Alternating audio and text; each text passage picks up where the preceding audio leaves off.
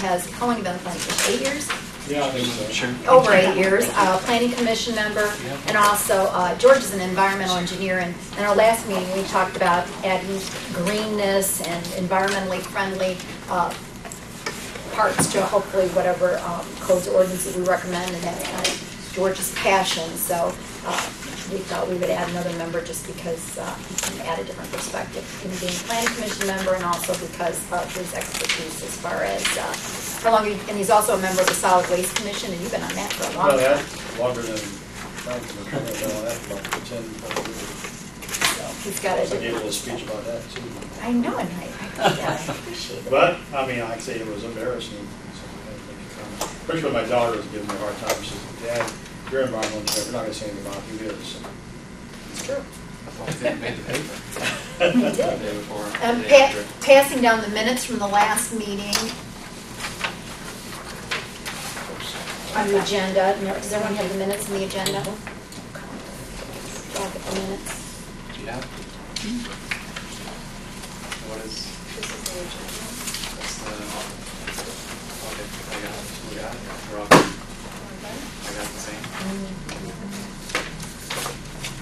And under unfinished business, I did, Michael Parker had a question regarding at what point in time the zoning would take effect for new projects or any kind of new standards that we put in our ordinances. The email that Mr. McDonald, our city attorney, sent me is passing that down.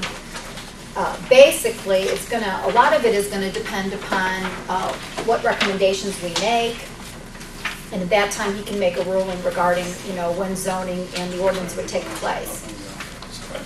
That's the basic answer. I would say probably the underlining thing is we can make recommendations, but that's a decision that the city council will make. Bottom line. But Yes, Mr. sure. McDonald has I said. didn't know if you're asking me for No, a I response. was looking I'm at sorry. you. But Mr. McDonald had said really a lot of it depends on what our recommendations are. So, his answer's here as far as for the time being, and until we make any recommendations, it's about the answer we're going to get. But we can make recommendations at what point, we feel it should kick in. Today, our goal is we've got 2 hours. Staff has put together the ordinances, which you have a packet for Lee Summit, Olathe, and Overland Park. Looked like Olathe and Overland Park were kind of different. Lenexa, most of the communities kind of borrowed from each other in Kansas, so we're going to look at those two communities and Lee Summit's ordinances. Tonight, kind of our goal will be to compare them to our own current zoning and make recommendations on what kind of zoning we think would work here in Blue Springs. Time permitting, we're going to go over design standards for the downtown zoning. Be kind of a good introduction to design standards. The downtown zoning is code-based. It has a lot of great elements in it that we certainly can look at.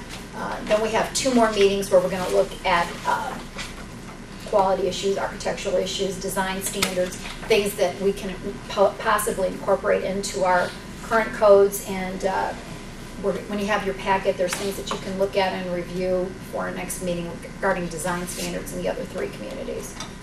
So that being said, I'm going to turn it over to Mr. Allen, our city planner.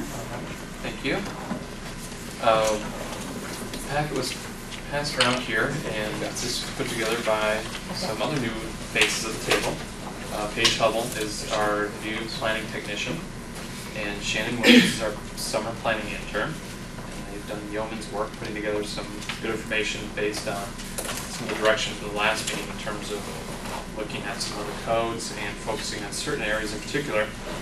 And the first page there is some questions that have come up, I guess, during the course of this week that we looked into just in terms of, we looked at senior housing zoning as being maybe an option, and that's where the question about can the Vespers be built? I mean, if we're looking at Lee Summit and Olathe kind of being 2 good model codes to compare Blue Springs against, we looked at a senior housing development that would fit in a a senior housing overlay district or a senior housing zoning district, and we looked at what could the Vespers be built as it stands, which is a good example of senior housing design and otherwise site layout. And can that be built with, if it's built with our codes, obviously, it can be built with Leeds Summit or Lathan? Or do we need some new senior housing code to Well, make something like that Can't happen? be built with our codes now. It can't be. No.